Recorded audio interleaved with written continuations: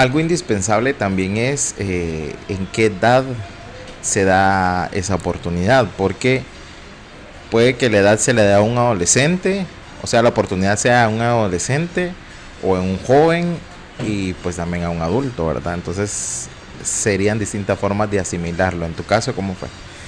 Uy, de edad. No quiero que me saquen las No, no, cuentas. sí, no mucho me recuerdo, solo soy que estaba chiquito yo todavía. Todavía es No me recuerdo, pero sí fue la oportunidad de trabajar ya en la radio fue después de graduarme de 1995.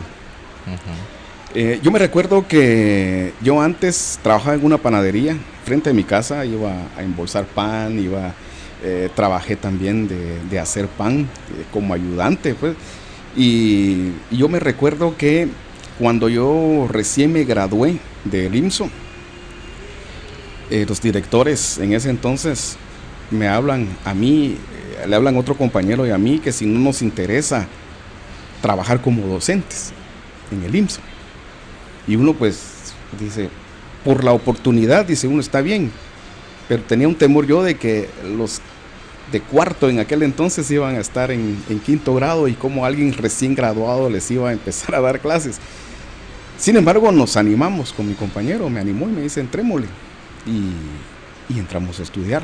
Entonces yo iba a vender pan, porque después de embolsar y hacer pan íbamos a venderlo.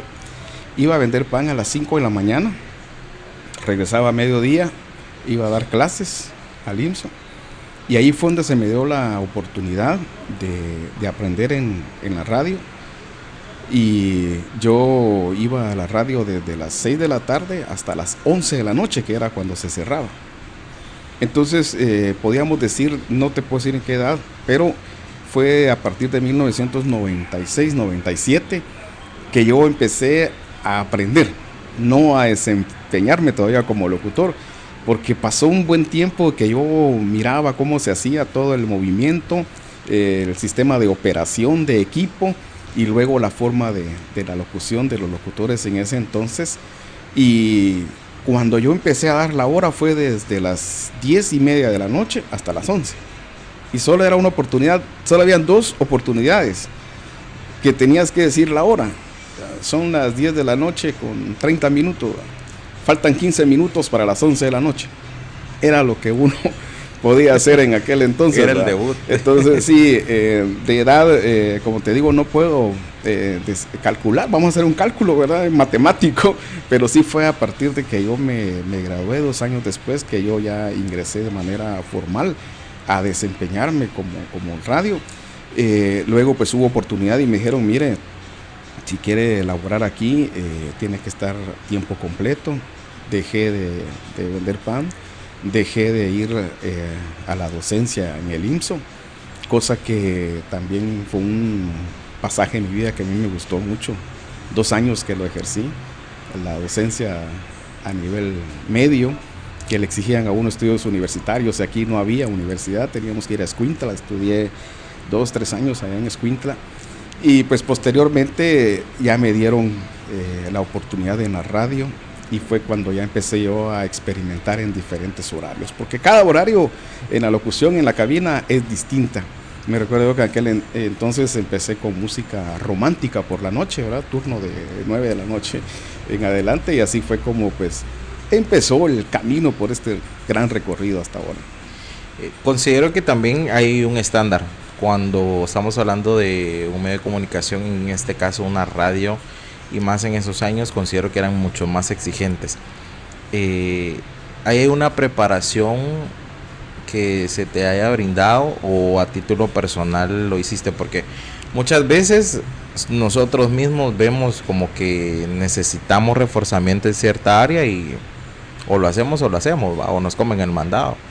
Y a veces también es la empresa la que dice, bueno, para hacer esto tenés que prepararte en esto y te vamos a dar las posibilidades. ¿Pasó en ese entonces? Sí, en aquel entonces se hacían talleres, se hacían capacitaciones, no solo por parte de la empresa que es Radio Grupo Alius, sino que también por parte de la Asociación de Locutores de Guatemala.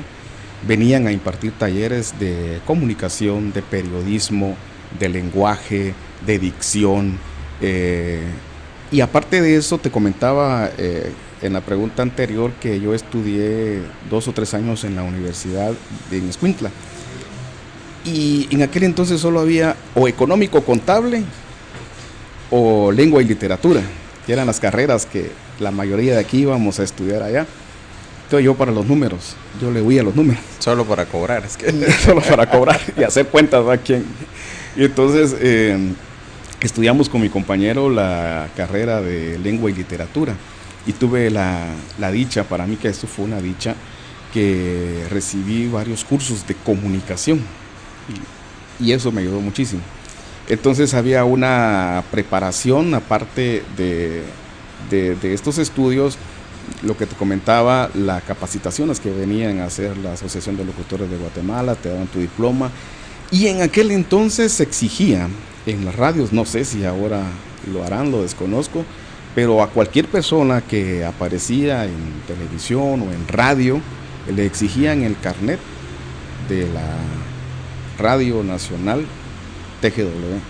Entonces, que te autorizaba como alguien que podía ejercer la locución. Y para eso tenías que presentar estudios, tenías que presentar diplomados, tenías que presentar capacitaciones y un examen previo que te hacían allá en la sede de la TGW. Y pues el equipo que estábamos en ese entonces en Radio Rosa, todos pasamos esas pruebas y nos dieron nuestro carnet, cosa que le entra una satisfacción de haber, porque dice uno, va a ser aprobado por la Radio Nacional TGW a la exigencia de la locución en Guatemala. Para mí eso fue un gran logro, pero otro tipo de estudios y aprendizajes uno mismo se va buscando, que ejercicios de vocalización, que ejercicios de dicción, que leer, porque yo no soy amante quizá de leer libros, pero sí me gustaba leer revistas que te informaban de todo un poco, y uno pues ahí se va como que formándose ideas que las lleva a la cabina. Entonces esa es la parte de la preparación que he tenido y que sigo teniendo, porque como te digo, actualmente uno sigue identificándose con cómo se va manejando ya la comunicación en los diferentes medios y plataformas digitales. Exacto. ¿Tus papás cómo toman esto de que ingreses a la radio? Porque a veces hay padres de que, no sé, pero como por ejemplo cuando a un papá se le dice que quieren ser músicos, va a decir, ay, te vas a morir de hambre, ¿verdad? Sí, algo por el estilo, no sé cómo fue acá. Fíjate que, pues, gracias a Dios, mi papá y mi mamá no fueron tanto así de que tienen que hacer esto, tienen que hacer lo otro. Muy rígidos. Sí, nuestra familia, cada uno de nuestros hermanos tomó su camino que más, en el que más se sentía cómodo, principalmente porque las necesidades económicas nunca faltan, ¿no? Entonces había necesidades económicas y ahí sí que, como decimos, lo primero que venga es a lo que nos dedicábamos. Pero en broma, y todavía a mi papá le mando un saludo, todavía mi papá me dice, bueno, ¿y no que ibas a hacer lomero? Yo le decía lomero, porque a mí me gustaba también el trabajo de la agricultura. Y yo miraba cuando mi abuelo, que en paz descanse, llegaba con la cosecha y desgranaba y todo, y después iba a venderla y después a cortar maicillo y todo. Yo le decía a mi papá, yo voy a hacer lomero, yo voy a ir a la loma y voy a sembrar las tierras de mi abuelo, ¿verdad? Y cosa que no se dio, pues. Todavía está esperando todavía la loma. Está esperando que sea la loma. Pero ellos pues muy contentos, muy orgullosos, satisfechos, y mi mamá pues también, ¿verdad?, contenta cuando ella a veces no me escucha en la radio, me llama, mira, ¿qué pasó? No te escuché hoy. Y que pues a veces casi no la saludo, ¿verdad? Pero me dice ella, yo siempre te escucho, mi hijo, aquí. Y ahora te vi. Y ahora sí, ahora me está viendo, sí. Estás guapo,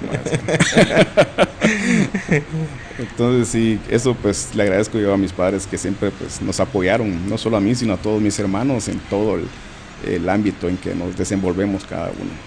Exacto.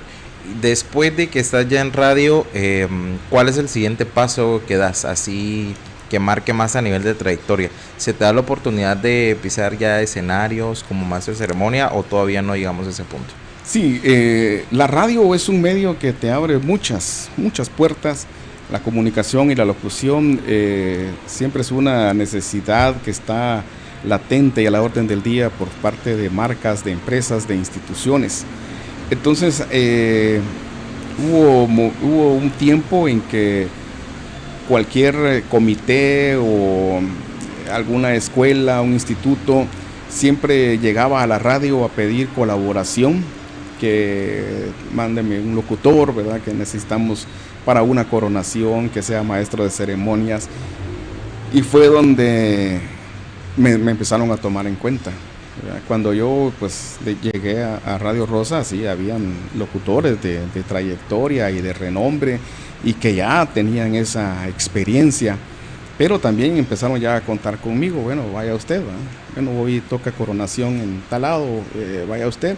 Antes también se hacían las transmisiones de las coronaciones, ¿verdad? A través de la radio con el equipo que uno llevaba, y bueno, vaya usted y aprenda, vea cómo se arma el equipo y todo, y cómo conduce tal persona, cómo conduce el locutor, y aprenda. Y fue donde se empezó a dar y a perder el miedo de estar en el escenario frente a las personas, y ya posteriormente ya no se pedía colaboración con la radio, ya las instituciones iban directamente con el locutor, y de esa manera me empezaron pues a tomar en cuenta también, me empezaron a contactar para conducir diferentes eventos sociales, culturales, ¿verdad? Que se daban y se siguen dando todavía. De los escenarios más grandes, más memorables que hayas tenido la oportunidad. La verdad es de que yo tuve un tiempo, un paso por radios en la ciudad capital. Me fui a trabajar 3 años allá, y ahí fue donde yo conocí a artistas de talla internacional. Creo que de los escenarios que más recuerdo, porque eran más recurrentes que llegaban los artistas, era al Expo Center Tical Futura. Ahí me tocó que estar presentes y presentando Antes se peleaba mucho que uno presentara al artista estelar, pero yo ya con estar ahí para mí era ganancia, ¿verdad? Entonces, artistas como Rocío Dúrcal, que en paz descanse, Grupo Nietzsche, yo trabajaba en una radio tropical, el Grupo Nietzsche, Eddie Herrera, recuerdo que estuvimos también con Vicente y Alejandro Fernández en el Estadio Nacional Mateo Flores. Ahí no me tocó que estar en el escenario, solo estuve cerca, pero fue de los eventos que yo dije, hombre, ¿qué es esto? Sí. Pero de escenario, podríamos decir en el Expo Center de Tical Futura. Es distinto el estar en cabina y el estar en público como de maestro de ceremonia a presentar ya ese tipo de artistas, porque conlleva una gran responsabilidad. Aparte que no a cualquiera se le da la oportunidad, es como cumplir la expectativa que el organizador o coordinador delega a la persona, ¿verdad? La energía, o dependiendo qué técnica tiene como para poder romper el hielo y que ya el artista entre con todo el ambiente encendido. Sí, la verdad es que le crea a uno hasta inseguridad, ¿verdad? Si lo voy a poder hacer o no, porque yo cuando me fui de aquí no llevaba esa experiencia como tal. Sí, en eventos que uno presenta en los escenarios, pero ahí ya solo con el equipo de luces uno ya se siente en otro mundo. Tiembla, sí. Y afortunadamente la luz es dirigida hacia uno, ¿verdad? Cuando la dirigen al público, uno ve el monstruo que hay y uno llega y ¿qué tal? Y nuestro grito de batalla era ¿cómo está el ambiente? Uh-huh. La radio se llama, creo que todavía está, La Caliente, ¿no? Entonces, ¿cómo está el ambiente? Bien caliente, respondía la gente. Pero era aquello de que tenía que descubrir uno, porque si la gente no te respondía, era un bajón enorme, ¿verdad? Entonces, y de saber y de conocer qué tipo de artista era el que ibas a presentar, ¿verdad? Qué tipo de artista. Y lo que le exigen a uno, como decía los organizadores, es que la gente esté en ambiente, ¿no? Encender al público, tenerlo animado para que cuando el artista principal llegue explote su emoción al máximo y viva y disfruta y que ese sea el concierto inolvidable, ¿no? Pero uno siente a veces como una responsabilidad y el compromiso de que el público te responda. Cuando el público no responde, a uno... Si a mí no me responde ahora, es el primer golpe emocional que te da, pero en un instante tienes que tomar la decisión de qué otra fórmula te pueda funcionar, porque el objetivo lo tienes que lograr sí o sí. Exacto. Bueno, es interesante conocer esto porque no cualquiera tiene la oportunidad, ¿verdad? Y en algún momento incluso las personas que nos están viendo no sabemos, hay habilidades, talentos ocultos que cuando se dé la oportunidad pues que la puedan aprovechar, porque a veces la oportunidad se da solo una vez. A veces hay segundas, terceras, cuartas, quintas oportunidades, pero no siempre, ¿verdad? Vamos a ir a una pausa, vamos a regresar con más en este podcast Moreno con nuestro invitado especial Edwin Pérez. A usted que nos está viendo, recuerde, comparta este contenido en las redes sociales. Vamos a la pausa, ya regresamos.